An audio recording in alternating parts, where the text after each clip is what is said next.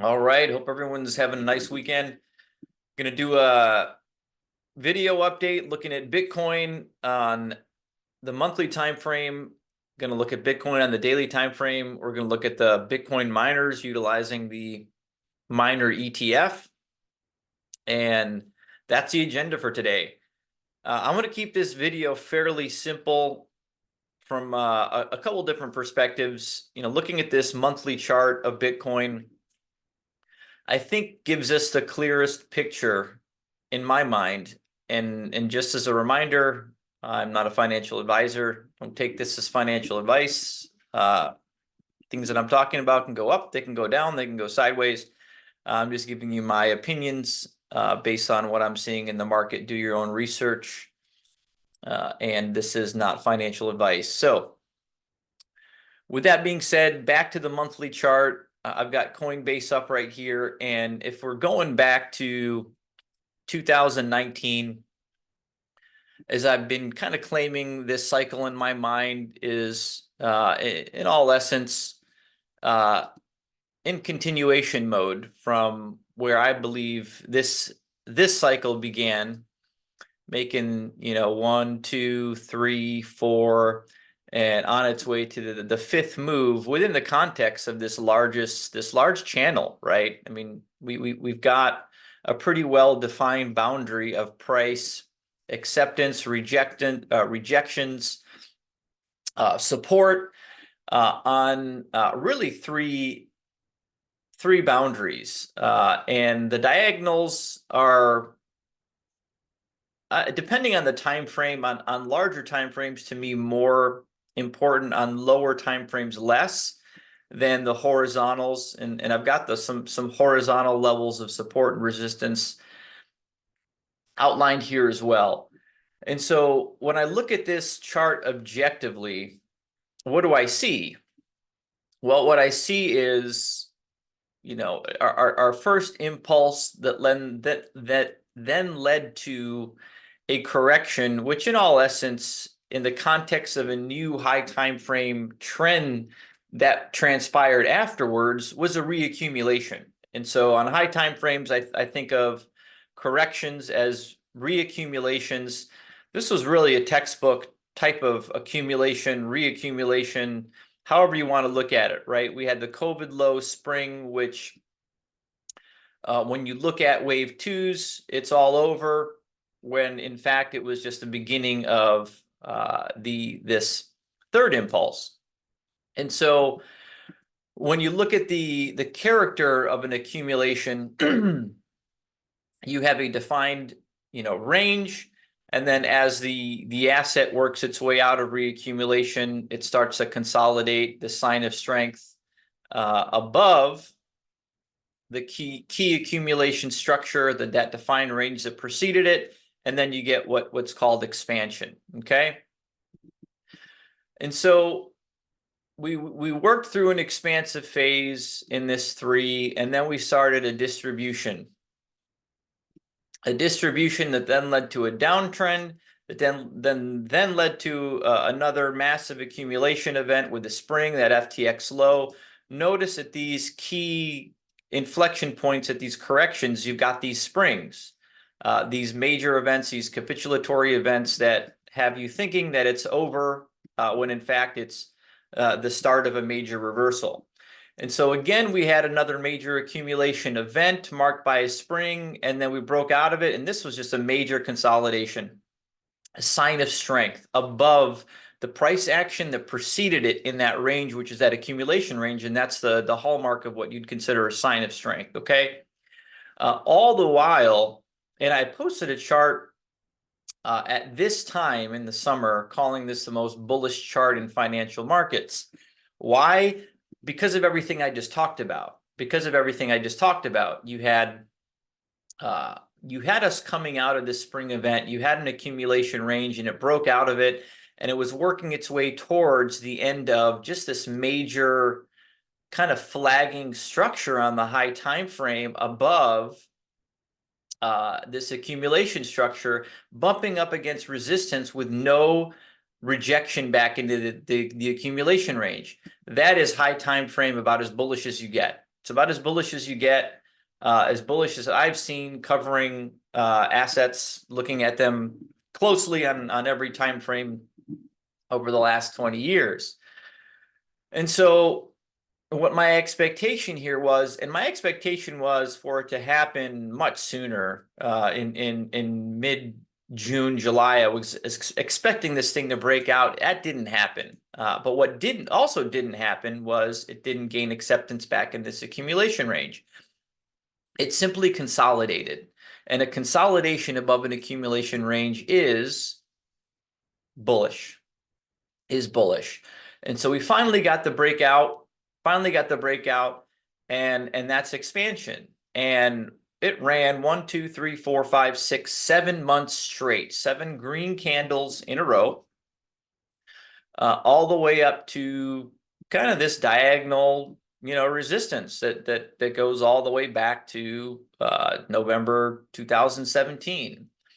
And since then, what's been going on? Objectively, on a just pure price action perspective, what's been going on? Nothing has been going on. Consolidation, time-based capitulation, consolidation in another type of flagging structure, right? These structures tell us a story: major flag, smaller flag, consolidation. But the key is, where is it consolidating?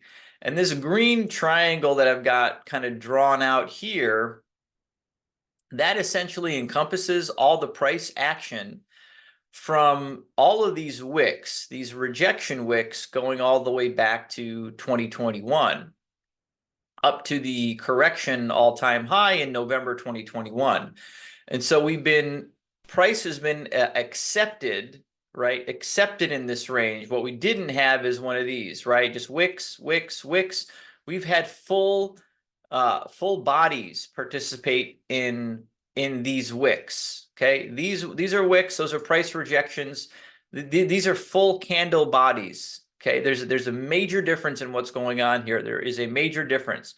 When I hear people, when I hear calls for potential distribution or a double top here, I come back to this chart and just say that's not founded. That is not founded. Now, if the price action was, if these candle bodies were here, here, here, and we just got these wicks, right? Wicks up into this area, that would be a cause for concern. We've got the opposite going on, folks. We've got the opposite going on. And with this monthly close from yesterday, we in essence engulfed most of these wicks. 90% of that price action was engulfed with that candle close from last month. And here we are right now, setting up pretty much above all of that price action as we speak. Okay, as we speak. And I've got this is a monthly chart. I've got the 20 monthly EMA on the bottom, the 9 monthly EMA above it, and the fastest, the 5 EMA above it.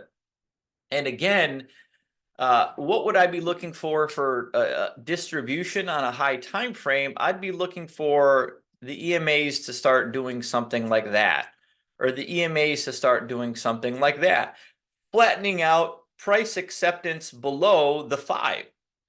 Excuse me, would be the first sign, right?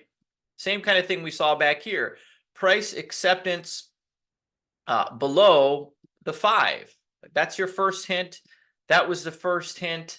This was the first hint. And do we have any of that going on here? No, we do not have any signs, any indication of price acceptance below. We had a wick. It reclaimed last month, but we've got no price acceptance below the 5 EMA, which right now sits at 63,000 and change, okay? And so what we do have is currently, in my mind, the most bullish chart in financial markets in front of us. This is it. When you look at what folks, long-term investors are looking to participate in, powerful uptrends, and consolidations within those uptrends. And that's what you have right there, in my opinion. That's what you have right there, a very powerful consolidation within the context of an uptrend. And it's also a flagging type structure. And why is a flagging type structure bullish, because, you know, what's the best way for me to describe this? All right. Let's say you've got a key resistance line, right? Whether it's horizontal or diagonal, and you've got kind of price moving up like this, right? It's kind of just tapping, tapping, tapping, tapping. And then, you know, that's not bullish, right? That's not bullish. Price action. What I always want to see is, you know, kind of like just a consolidation against it, but, you know, market structure holding up, and then you take your next stab up at it. That's a powerful type of buildup of energy at a key inflection point in a market. Okay, and that's what we've got here for now. 1, 2, 3 months in a row. All right, that's my, you know, quick analysis on what I'm claiming is the most bullish chart in financial markets. Next, we're looking at a daily chart. And what I'm claiming, you know, is this bull flag on the monthly we're looking at right now. Okay, that's what we're looking at right now.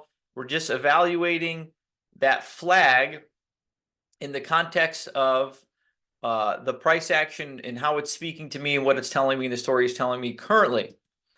And what is the price action telling me currently? Well, the price action is telling me currently that, let's just look at it objectively a few different ways. Let me just throw up this line. Okay, it might make things look a little bit different for now, but that's okay. We've had, you know, you had the top here, you had a top here, you didn't have a decisive change of character or break of market structure there. Then we had a low here, we had a low here, we had a lower high, we had a lower high, we had a higher low, we had a change of character here, and then we had our first higher high. Okay, and now we've got a region of price action where you got a higher low. And so objectively speaking, we are now within the context of a new uptrend. In essence, it started back in May, in early May. A new uptrend within the context of this reaccumulation zone. That's the simplest way I can describe what's going on objectively, removing all my bias and all my emotion from this chart. I also have the 30-day simple moving average up. 30-day simple moving average up. Why? Because it's been kind of telling us a story, and it has for some time. This 30-day, if we're going back to, you know, this range early in the year, what did it tell us, right? We got some distribution into it, which essentially was, you know, this another version of a reaccumulation. But when I'm saying low time frame distribution into the MA, all that means is what happened after, right? We got a fake out and then a resolve below it, and then a spring event. We reclaim that 30, and that acted as a springboard onto continuation. Okay. Now, let's move kind of back to what I'm talking about today. And so the 30 has been, you know, similarly doing the same type of thing, right? Where you've got just kind of this bumping up against it, bumping up against it, bumping up against it. And you got a failure here, another failure, and that broke the bottom end of the range. You got a reclaim, we got a test, and then we're changing character of the market, we're breaking market structure, and we've been checking back to this area where the majority of the volume at that 67,000, 66.8, majority of the volume has been traded. The most participants have been transacting coins at this level since March. So moving on 3 months, the majority of market participants have been trading at this level. Okay, the most coins have been exchanged at that level. And right now we have price acceptance above it towards the latter part of this reaccumulation. And again, the bias is reaccumulation based on the high time frame. Okay, the high time frame guides everything that comes after it. And the high time frame is the most accurate. The daily, the weekly is the second most accurate. The daily, the third, and then you go down to a 4 hour, and I'm trying to project, what's going to happen in the next few days. I'm going to get less and less accurate as the time frames go down. That's why I like to start with the high time frame first, to guide what I believe is going on in the market in the short to medium term, and then I can speculate on what I think is going to happen in the really short term. But again, that's speculation. It's all speculation. So where do we stand right now? We stand if I'm looking at, this is a schematic of what a potential reaccumulation looks like, and they all the price action ends up playing out differently in all of them with the same type of characteristics. And so we are in what I believe is this SOS, last point of support area, the sign of strength, last point of support. That is just towards the area of the high end, of this range. Okay, the highest end of that range, that's the sign of strength when you're consolidating at or above it. The low end of the high end of the range is that last point of support. And the last point of support here literally is where all this price action has occurred below it, and where that key volume in that range has occurred. And so you combine those two things, and I think a major move is setting up to resolve itself. And the way I have it illustrated here, I think our next move takes us to 93K. I think that that lines up with the way I'm reading the movements of the market, and we'll see. We'll see. So that handles the low time frame, and the last thing I want to talk about are the Bitcoin miners. Okay, folks, the Bitcoin miners are looking very compressed, and I just go back to the maxim, and it's a little bit cliche, but something that's going to give you outsized returns is probably going to be the hardest thing to hold, and you have to be the most patient with. And so what I have up here is a weekly chart of WGMI, the Bitcoin mining ETF. And the reason why I'm just going to use this and not look at MAR or CleanSpark or Iron is because I think this tells you the picture on what's going on as a whole. This is a weekly chart, and I've got the 5, the 9, and the 20-week EMA up, okay? And the 5 is the purple, the blue is the 9, the green is the 20. And if we're simply looking at the character of what's going on with this price action, it's telling us a story. It's telling us a story of, again, we have a very, very well-defined range of price action that goes back 2 years. We've got a well-defined spring. We've got a last point of support check back.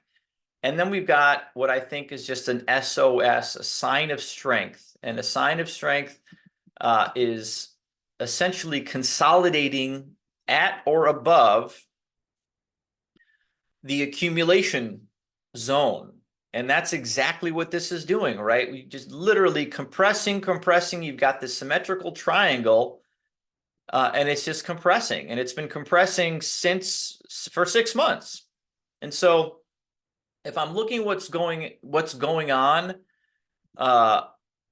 let's just look at the character of the moving averages during impulsive phases, and just see if that guides us at all. Okay. Right now, we've got for the first time since February, the 5, and it's kind of hard to see, so let me really zoom in.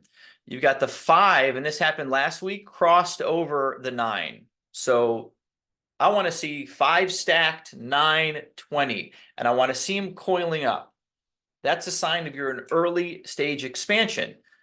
Why do I say that? Well, let's see what happens when those conditions were satisfied previously during impulsive phases. And what I'm calling an impulsive phase, that's an impulse. That's an impulse. This has been a correction. Okay. So let's take a look at, we've got a cross here. Okay, that first circle, cross number 1. We've got a cross. Where's our next one? We have a cross here, circle number 2. So January 9th, 2023, March 13th, 2023, cross number 2. Our next cross occurred, and I'm talking about the 5 getting back above all the other moving averages.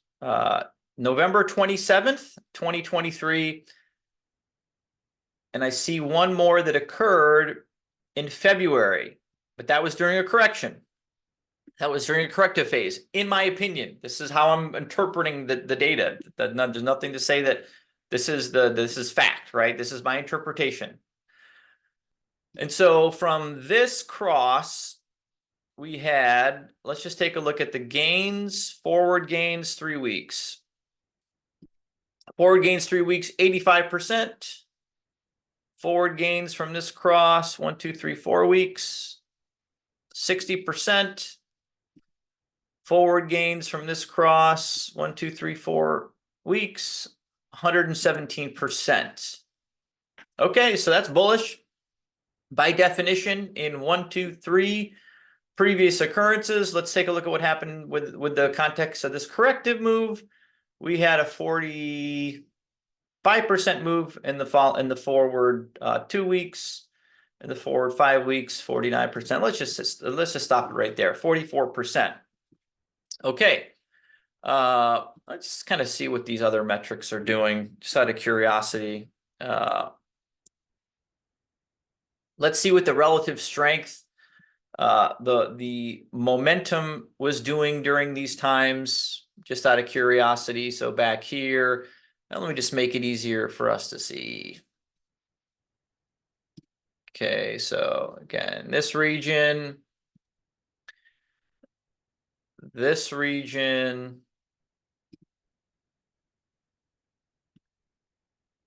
and this region, and we're calling. I'm just concerned with. I'm concerned with the expansive phases. So I'm gonna leave this corrective one out. Okay. So if we just look at the momentum, momentum on the RSI back when we had this cross was about 45. This one was about 50, and the third one got over 58. Where were they in relation to the RSI moving average? You don't hear me talking about the RSI moving average too much, but the RSI moving average here was curling up. We had an uptrend, a check back to the uptrend. You like to see that? Here we had to check back the prior week, and we had a run up, was sloping down, okay?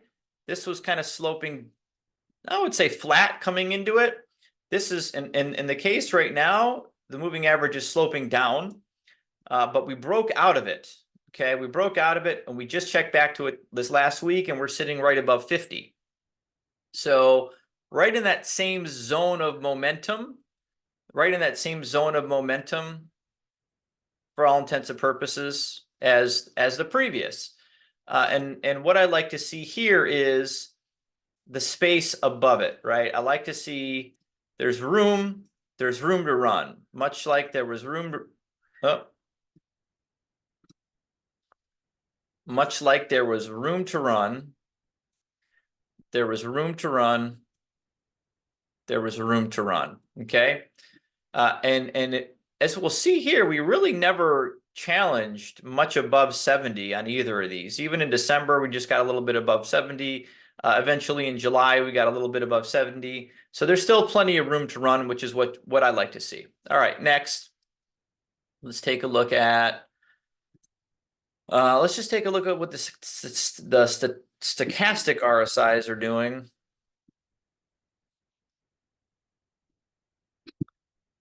And let's just kind of illustrate, again, do that same exercise. We got a bull cross. We got a bull cross back here much earlier. We got a bull cross here, but from a much higher level. And we got a bull cross several weeks prior to those moving averages turning up. Again, what I'm most concerned with when I'm looking at these type of metrics is room to run, right? So here we saw, this was pretty elevated, and this just kind of measures the short-term change in momentum from RSI. So these values are derived, stochastic is derived from the RSI, the relative strength indicator, and the short-term change in the data from those indicators. And so here we see we've got, again, I like to see this, a lot of room to run, much like a lot of room to run, much like a lot of room to run. Okay, so again, good little signal. That's all I'm looking for here. I'm looking for room to run. But what's the difference? Where is price settling in here? Where was price here? Where was price here? Where was price here? And where was price here? They were all far much lower, right? So we've got literally consolidation at, going back 2 years, range highs with a lot of room to run on multiple indicators so far. Let's just take a look at the last one. Look at MACD and just see if that tells us anything. What I want to see in a MACD is I want to see momentum just starting to turn green.